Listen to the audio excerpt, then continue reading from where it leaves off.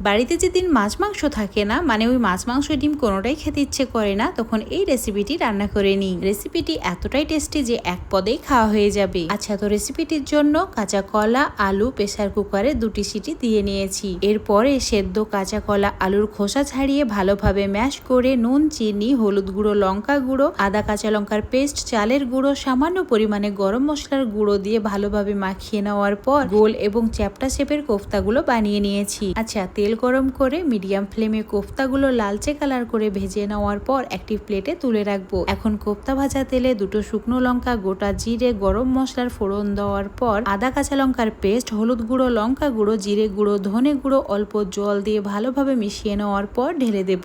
এবার মশলাটি লো ফ্লেমে কষিয়ে নিয়ে একটি মিক্সচার জারে 2টি টমেটো, 2টি কাঁচা লঙ্কা, কাজু এবং সাদা তিলের পেস্ট বানিয়ে ফ্রাইং প্যানে এই পেস্টটিকে ঢেলে দিয়ে নুন, চিনি দিয়ে ভালোভাবে কষিয়ে নেব যতক্ষণ না তেল ছাড়ছে। আচ্ছা, তো গ্রেভির জন্য পরিমাণ মতো জল, সেদ্ধ আলু, অল্প একটু কাসুরি মেথি এবং গরম মশলা দিয়ে ভালোভাবে রান্না করে নেওয়ার পর ভেজে রাখা কোফতাগুলো দিয়ে দেব এবং 2টি কাঁচা লঙ্কা, অল্প একটু ঘি ভালোভাবে মিশিয়ে নেওয়ার পর হাই ফ্লেমে 1 মিনিট রান্না করে ঢাকা দিয়ে ফ্লেমটা অফ করে দেব।